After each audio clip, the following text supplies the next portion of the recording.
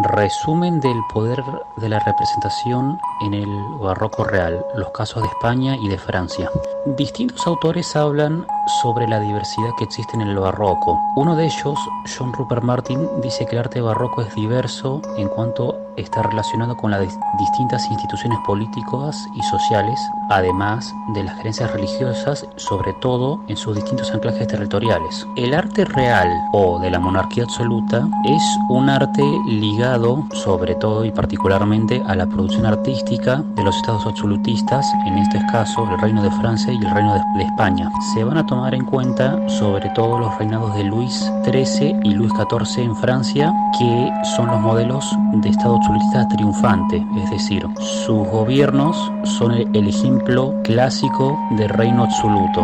En España, si bien existe un estado absolutista, va a estar atravesado por momentos de crisis, guerras, enfrentamientos muy importantes en el interior del reino, como también en su exterior. ¿A qué nos referimos cuando hablamos de monarquía absoluta? A partir del siglo XVI, con el proceso de descentralización de los estados, se va a llevar a cabo en muchos territorios europeos lo que se denominó la monarquía absoluta. Es decir, la monarquía absoluta es una unidad política en la cual el rey concentra todas las prerrogativas de poder que le son otorgadas por el derecho divino y que incluyen desde la constitución y el liderazgo en torno a un ejército hasta la facultad de intervenir en dictar justicia. El rey va a ser capaz de cobrar impuestos, lo que produce que se acentúe de cierto modo este proceso de centralización que va a implicar la transformación de esa estructura política que era fragmentaria y que tenía como depositario el poder de los señores feudales en pos de un fenómeno de concentración que va a dar lugar a una constitución de un poder centralizado enmarcado en el Estado, que va a tener un ejército propio, una burocracia propia, un sistema legal unificado y también va a sentar las bases de complementar un mercado nacional unificado. Por el proceso de concentración del poder del Estado absolutista se va a ir desarrollando las condiciones necesarias para que funcione una economía capitalista. Es porque el rey concentra todas las prerrogativas de poder gracias al derecho divino. Este proceso va a dar lugar a una serie de transformaciones que tienen que ver con el reacomodamiento de los estamentos de la sociedad medieval en función de estos cambios políticos y económicos. Aquí nos vamos a referir a un proceso que tiene que ver en mayor medida y sobre todo con el estamento de la nobleza, que va a sufrir una importante transformación en el marco de estos cambios, porque son aquellos señores feudales que lentamente y de forma muy gradual y además desigual que van a ir perdiendo poderes en favor del rey. Es decir, vamos a tener una nobleza que va a pasar de ejercer el ejercicio directo del poder a una dependencia del rey que concentra cada vez más estas prerrogativas. La fuente del poder va a pasar a manos del rey y los nobles van a depender del favor real. Vamos a ver que se va a incrementar el proceso de la constitución de las cortes. Las cortes van a pasar a tener miles de integrantes y el rey va a convocar parte de la nobleza a convivir con él y a integrar parte de esa corte. Estos nobles cortesanos van a depender del favor real para mantener sus prerrogativas y sus derechos. La nobleza también se va a insertar en el proceso de construcción del poder real. Algunos autores van a decir que la nobleza va a pasar de ejercer el poder directo, es decir, el poder de un ejército armado, a una cultura que tiene que ver más con la representación del poder real, es decir, algo simbólico. Por otro lado está la burguesía, que si bien según el historiador Perry Anderson, la nobleza va a seguir siendo la cúpula de los estamentos más altos, la clase social con más derechos y prerrogativas, va a ejercer el poder en algunos territorios hasta bien entrado el siglo XX. En estos momentos la burguesía está en un ascenso social que encuentra al monarca absoluto como un aliado importante. Acá se produce una relación recíproca de beneficio, porque por un lado el monarca va a convocar a los burgueses a la integración del aparato estatal y en esa burocracia que se está gestando, y por otro lado los burgueses van a tener del monarca una serie de favores reales ante todo el otorgamiento de cargos en la administración pública. También se van a dar préstamos y distinta circulación de recursos que van a permitir que algunas capas de la burguesía alta se vean notablemente favorecidas en términos materiales. Ciertos sectores de la burguesía van a empezar a copiar los modos de vida de la nobleza en cuanto a los gustos y determinados consumos. Por otro lado vamos a tener que el campesinado, es decir, los sectores populares de la sociedad, van a estar sosteniendo todo este proceso de centralización estatal a partir de los aportes que ellos dan a través de los tributos. La estructura feudal va a comenzar a desarmarse en pos de la aparición de estos formatos capitalistas, pero la servidumbre se mantiene. Distintas interpretaciones historiográficas van a coincidir en el hecho de que el barroco es una escenografía del poder, es decir, idea de escenografía de un poder estatal monárquico. Por ejemplo, los planteos que hace Roger Chartier: en las sociedades del antiguo régimen, las formas de teatralización de la vida social apuntan a que la cosa no tenga otra existencia que en la imagen que se exhibe. A la representación enmascara en lugar de pintar adecuadamente a su referente. Aparece esta idea de enmascaramiento, teatralización, escenografía, que tiene que ver con el hecho de que el barroco se va a caracterizar por persuadir al espectador, convencer de la existencia de determinado poder, en este caso estatal. Lo que dice Antonio Martínez Ripoll: los poderosos confiarán al arte la función de crear la imagen de su grandeza, imagen fatuosa y elocuente, cuya confección procurarán controlar y vigilar, por medio de la cual van a darse a conocer y conformar su época, imprimiendo en todas partes el sello de una imagen que en la mayoría de los casos encubría una realidad del todo distinta, más dramática y desgarradora. Junto a esas imágenes fijadas en obras de arte, al poder para exhibirse a través de una grandiosa hipérbole figurativa de su propia magnificencia y poderío, aquí vamos luego a recorrer las formas políticas, las transformaciones materiales, sociales y económicas desde el periodo del siglo XVII. Cómo las imágenes entran de alguna manera en este proceso de transformación y cómo la imagen va a ser la encargada de construir, de crear la noción de poder, grandeza, en este caso de las monarquías absolutas. Para poder ver el funcionamiento de estas nociones, vamos a trabajar con el Palacio de Versalles, que se mandó a construir por Luis XIII y que Luis XIV va a modificar. Esta es una zona que se dedicaba a la caza en Versalles. Luis XIV, cuando implementa todo su programa iconográfico de arte estatal, va a mandar a modificar el palacio para albergar 20.000 cortesanos y funcionarios que componían su gobierno, y adosar a la edificación original dos grandes salas que sumadas conforman 500 metros de fachada. Esto habla de las dimensiones de la arquitectura barroca monumental, que va a implementar un juego de interpretación con el adentro y el afuera. Rupert Martin dice que la arquitectura barroca tiene un fluir permanente entre el interior y el exterior, y que entra en función el espacio coextenso. También se pueden ver en las artes figurativas este proceso. El arte barroco se va a caracterizar por incluir un intercambio fluido entre el espacio del espectador y la obra de arte. Es decir, va a haber un ir y venir entre el espacio del espectador y el espacio de la obra. Y esta arquitectura también va a influir en un constante ir y venir del interior y el exterior. En la fachada se ve una influencia del arte clásico, una cantidad enorme de citas a la antigüedad greco-romana que se plantea en una serie de monumentos. En el primero se encuentra un almohadillado y en el segundo piso se encuentra una estructura entre pilastras y columnas que citan a la antigüedad clásica. Se plantea un juego entre las formas en que se proyecta al espectador y las formas que están en más retirada, que tienen que ver con el dinamismo arquitectónico de lo barroco, con el diálogo de la afuera y el adentro. El barroco francés va a ser una de las plasmaciones más profundas, en donde la influencia clásica se nota más fuerte. Este lenguaje clásico fue elegido por Luis XIV en su programa de arte estatal para permitir y para transmitir los valores de la monarquía. El Palacio de Versalles es un trabajo de articulación arquitectónica que va a tener que ver con la representación del poder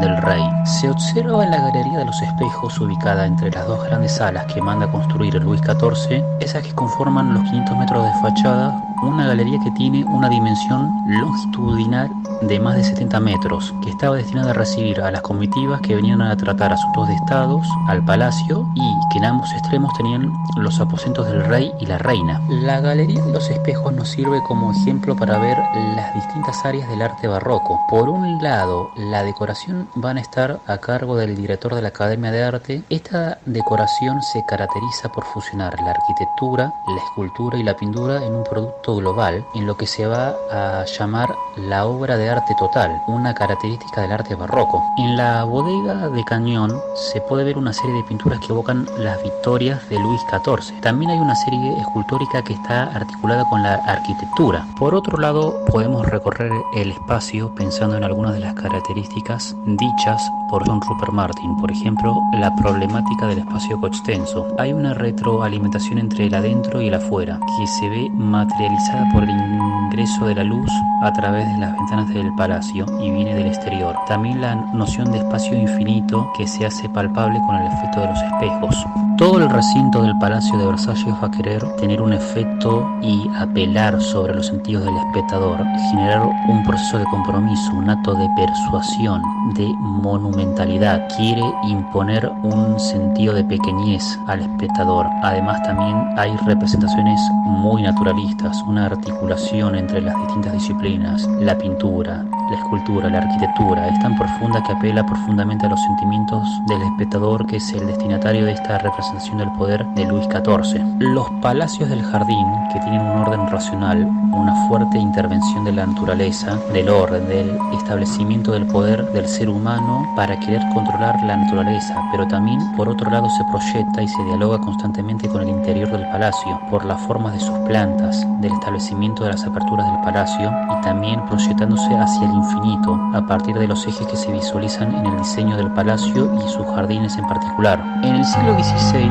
los destinatarios para disfrutar estas obras artísticas eran más que nada las cortes, es decir, existía una limitación en la exhibición de estas magníficas obras de artes. Pero a partir del siglo XVII estos espacios van a aumentar el número de destinatarios, se va a ampliar y tiene que ver con el lento desarrollo de la idea de súbdito. ¿Qué quiere decir que esta palabra súbdito? Súbdito en tanto ser humano que debe su obediencia al rey y que independientemente de aquellas corporaciones preexistentes de las cuales pueda pertenecer, cada persona ante nada es súbdito del rey y nadie más. Todavía la sociedad del siglo XVII tiene muy presentes las estructuras del poder medieval, pero lentamente hay una disgregación de su poder que de alguna manera va constituyendo el nuevo poder del rey en términos ideales. Es decir, el rey es la única figura que concentra el poder y el resto son súbditos que no tienen prerrogativas más allá del poder del rey. No hay un intermediario entre el rey y el súbdito. Ya no está la noción del señor feudal como aquel que el campesino tiene que darle cuentas. Es el rey el verdadero poder en este momento. Esta noción de súbdito está asociada a la ampliación de un público, a la idea de que los destinatarios de este mensaje del poder real no son solo los miembros de la corte, sino el transeúnte de la ciudad, el ciudadano de a pie, si se quiere, en términos modernos. En la Francia del siglo XVII se va a desarrollar las plazas reales, centradas por la imagen del rey y que se transforman en una intervención urbanística dentro de la ciudad medieval y que abre un espacio para la estatua del rey y generar un orden que plantea las nuevas jerarquías políticas planteadas a partir del sistema absolutista. Las transformaciones urbanas del siglo XVII fueron en medida una intención y no siempre pudieron desarrollarse porque no fue posible, a veces por obstáculos que planteaba la ciudad medieval con sus murallas, pero también por el rigor. Todavía en esta ciudad de características medievales existen estructuras de poder preexistentes al poder de las corporaciones, que existen incluso en el siglo XVII ciertos nobles que todavía conservan cierta poder, si se quiere, que desafía al poder real. Hay un proceso muy gradual que es importante sacar a colación. También dentro de las producciones artísticas del poder vamos a tener una serie de obras monumentales, como la puerta de Saint-Denis, que también la manda a hacer Luis XIV y está ubicada en París, pensada como la capital de este reino. Vemos en su fachada una apropiación del arte antiguo. La puerta imita al arco de Tito en la Roma antigua y tiene una serie de representaciones que tienen que ver con la glorificación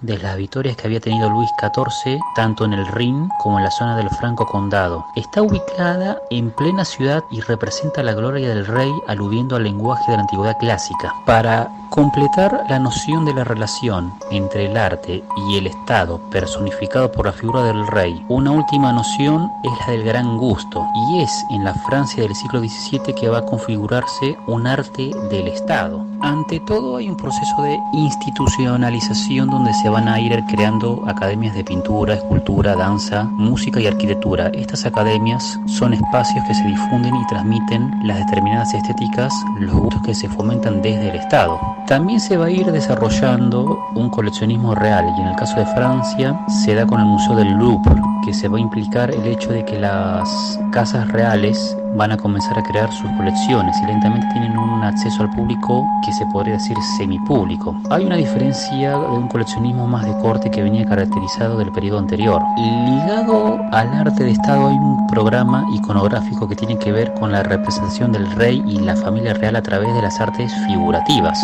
Philippe Poirier va a plantear que en el siglo XVII se da origen a la intervención estatal en los dominios culturales. Es un proceso por el cual el Estado va a acatar a las disciplinas que gobiernan la producción cultural y va a imponer sobre ella la lógica del mecenazgo y de la centralización cultural. El monarca absoluta, tal como se construyó bajo los reinados de Luis XIII y Luis XIV, es un momento fundador. La intervención del Estado moderno en los dominios artísticos y culturales se desarrolla de tres maneras. El movimiento académico parisino y luego provincial contribuye a fijar las normas culturales imperantes. El mecenazgo real se distingue de grandes príncipes y se vuelve público bajo el reinado de Luis XIV. La censura en manos de la Iglesia por largo tiempo conoce un nuevo proceso de laicización que une sus raíces en los comienzos del siglo XVI. Este patronazgo monárquico juega un rol esencial en la evolución de las producciones y prácticas culturales. Se trata del origen de la intervención estatal en los dominios culturales. La lógica de conjunto es clara y responde a un voluntarismo coherente. La captación progresiva por parte del Estado de las disciplinas y las instituciones que gobiernan la producción cultural es que el antiguo régimen lega dos herencias muy importantes. Una, la lógica del mecenazgo y la centralización cultural. Retomando lo que dice Philippe Poirier, este autor habla de una de las herencias de este antiguo régimen, que van a ser dos: la lógica del mecenazgo y la centralización cultural, como se dijo. Igualmente, la imagen del coleccionismo en el periodo barroco es muy importante. Uno de los salones que desde las últimas décadas del siglo XVII van a ser muy importantes como ejemplo para el desarrollo de las academias posteriores. Este salón de París, que hacia en el Louvre va a ser la primera instancia semipública y luego va a ser abiertamente pública, se van a mostrar las producciones artísticas contemporáneas, no solo para la corte, sino también para un público más amplio. Cuando se habla de contemporáneo, se refiere a los artistas que en ese momento estaban produciendo la producción propiamente artística. Las artes figurativas del barroco real francés van a estar centradas en un programa iconográfico que tiene que ver con la representación del poder real. John Rupert Martin nos dice que desde la monarquía triunfante en la Francia de la monarquía va a ser aún más extravagante, pomposa, quiere ser más persuasiva e impactante en el despliegue del programa iconográfico si se la compara, por ejemplo, con España. Los retratos de los reyes Luis XIV y Felipe IV de España muestran que el rey está rodeado de sus atributos. En Luis XIV se puede ver su corona, su bastón de mando, su espada, y con el rey de España podemos ver la mesa, que nos remite al sentido alegórico del que habla John Rupert Martin, donde la mesa es una representación de la facultad del rey de poder dar justicia. Esta representación de un objeto cotidiano como lo es una mesa, pero que tiene un sentido alegórico, que se le atribuyen los poderes reales, es algo muy importante, que por otro lado en los retratos de ambos reyes se ve un naturalismo muy detallista, ya sea por la capacidad del artista de representar un espacio arquitectónico muy fiel a la naturaleza y además de una persuasión que representa la realidad. Hay una problemática muy importante en estos casos, es cómo representar al rey y su familia. Esto es un asunto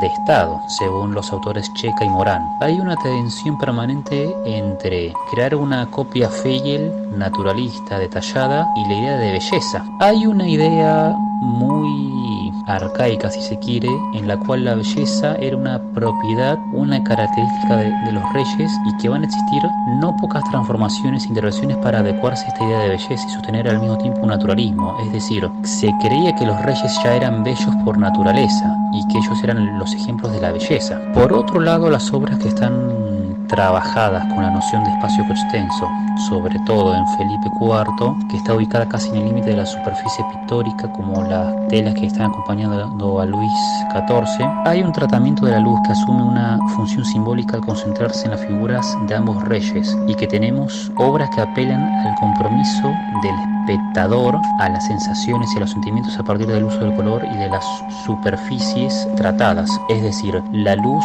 simbólicamente es algo digno de un rey. Los reyes son los iluminados bajo esta noción. Pensar en las funciones de estas imágenes, que en el caso de los reyes sustituían la presencia física del rey para ciertos actos, por ejemplo en los territorios coloniales, por ejemplo también la representación de la vida real, las meninas de Velázquez, es algo que se tiene que tener en cuenta si se quiere pensar en una época en la que no existían imágenes fotográficas. Es decir, estas imágenes pictóricas eran las que representaban al rey en la lejanía. Si tomamos la obra de Velázquez, es decir, las meninas, se pueden ver muchas características del barroco. Está la noción del espacio coextenso en el marco del cuadro, que parece estar por sobre los espectadores, y un espejo que detrás refleja a los reyes, que en teoría estarían en el lugar de los espectadores. El pintor Velázquez aplica un tratamiento muy naturalista, un uso de la luz muy simbólico. Hay un marcado naturalismo de los cuerpos, de los espacios. La captación del instante es algo muy barroco. Los retratados, es decir, la infanta con sus criados y los reyes, están captados en un momento instantáneo. Es decir, hay una imagen que representa las pasiones del alma, es decir, la psicología de cada persona, ya sea de sorpresa, disgusto, susto. Es una representación que apela a la emoción del espectador. Este cuadro ha sido muy importante para el periodo barroco español y ha generado cierta polémica, ya que el mismo Velázquez se ha representado a sí mismo en un intento de recuperar la dignidad de los pintores, como diciendo: yo me represento como pintor a la par de los reyes porque mi dignidad como artista es importante. Y esto genera muchas controversias y debates acerca de que en una época en la que el artista no es visto como un trabajador, si se quiere, o una persona importante, como un artista como Velázquez trata a través de esfuerzos querer ser digno de un hombre, de no ser simplemente un pintor y ser considerado una persona, si se quiere, a la par de un rey. Esto es algo que va a procurar una revolución mental al pensamiento medieval y a su vez al pensamiento moderno, que es muy incipiente en este momento.